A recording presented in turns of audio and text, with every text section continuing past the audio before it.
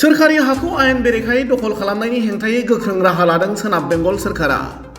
बेबादिनो आलिपुरदुवार जिल्लानि कालसिनी ब्लकआव गुबुन हारिनि सुबुङा फालांगि खालामनाय असिलायै सोरखारि हायाव न' लुनायखौ 8 जुलाइ अदेबानि समबारखालि सोनाब बेंगल सोरखारा गिबि खेबनि इभिक्सन खालामनायखौ जागायजेनो।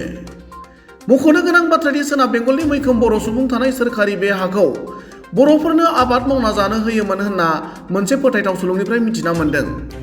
नाथाय 31 नं हादरारि राजा लामानि सेराव नांजाबनानै थानाय बे हायाव गुबुन हारिनि सुबुङा माबोरै न' लुनो मोनखो बियो मोनसे गिदिर सोंलु बेरखांदों। गुबुन फारसेथिं सोरखारि बे हाखौ आयेन बेरेखायै लानो नाजानायनि हेंथायै सोनाब बेंगल सोरखारा गोख्रों राहा लानायजों लोगोसे दिनैबो फिन इभिक्सन खालामो। सोनाब बेंगलनिफ्राय बिनय नार्जिनारिनि रिपर्ट, समनि रादाब। आर किछु मुहूर्ते मोनसे सिफायना होनायसै बेखौ अलरेडि बेयावहाय नै बर्ड थर्ड लागायनानै दंखायो। तो बे न' लुनायखौ आर हयतोबा जों नुनो मोननाय बेयाव 31 नम्बर जाति सरकनि एकदम लोगोसे बेयावनो हচ্ছে जोङो एकदम बड'फोरनि डेन्सिटि। स' बेयावहाय बे न'आ हচ্ছে सासे हारसा बि बानायफैदोंमोन। तो रिसेन्टलि हयतो बे न'खौ जों नुनाय बर्ड थर्ड लागायबाय। स' बिथांफोरा नायनो हागौ अलरेडि मोनसे नटिस थांनायखानायनिबोमोन। नै हচ্ছে नटिस, नैबे नटिस। स' बिथांफोरखौ नायनो हागौ नै। स' बे किछु मुहूर्ते बे धंस माने बेखौहाय सिफायना होनायसै अलमस्ट। हयथ' बेखौ जों नुनायले। तो नायनो हागौ अलमस्ट बे फैबाय नै अलमस्ट गार्डफोरा बेयाव नै जोंनि जे लकाल बेयावहाय जे लकाल थानाव पस्टेड सिभिकफोरा अलरेडि बेफोरावहाय फैबाय आरो मथा मथि नै गोबां फोर्स लानानै फैजोबखाबाय। बे किछु मुहूर्ते बे बिल्डिंखौहाय सिफायनायसै अलरेडि बेखौ नटिस होखानायनि बे बिल्डिंआवहाय।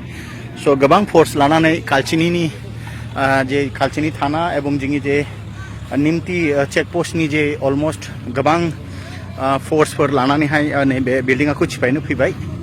स' बिथांमोना बयबो गासिबो नायनो हागौ बे सोनाब बंगनिफ्राय सरासरि बिथांफोरा नुनाय बेखौहाय। तो बेफोरखौ नायनो हागौ नै गोबां फोर्सफोर लानानैहाय दा बे जे एक्जेक्टलि जोंनि बे दक्षिण सातालीनि 12 नम्बर होनो जों बेयाव 12 नम्बरनि बेयावनो। तो बिफां बे प्रसेसफ्रा अलरेडि जाजोबनायनि। तो बे प्रसेसफ्रावहाय फैनायनि गुनै गोबां नै एकदम रडनि जिङावहाय मोनसे प्रशासनफोरखौ लानानैहाय गोबां नै फैजोबखाबाय। बे किछु मुहूर्ते बे बिल्डिंखौ सिफायना होनायसै। तो बेयाव दं नै लेन्डनि डिपार्टमेन्टनिफ्राय फैजोबनायनि दङ। तो बिथांफोरा नायनो हागौ नै।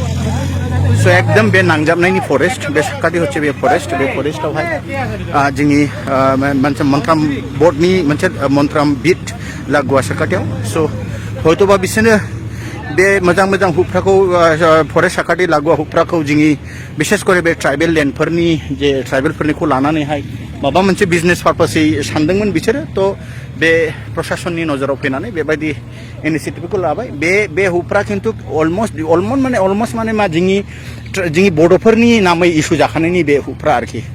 बेयाव जुदि जों नायोब्ला अलरेडि बे हुफ्राव जोंनि बड'फोरनि बे लेन्डमोन। तो बेबायदि जोङो धारना जिहेतु जों बेयाव दङ। स' बिथांमोना नायनो हागौ नै सरासरि किछु मुहूर्ते बे बिल्डिंआ गोग्लैनायसै। आं नायनि प्रचेष्टा खालामि आं जुदि हायोब्ला आं बेखौहाय आरि खालामनाय। स' नायनो हागौ नै जाबुतिय किसु बेफोरखौहाय बियन्दों।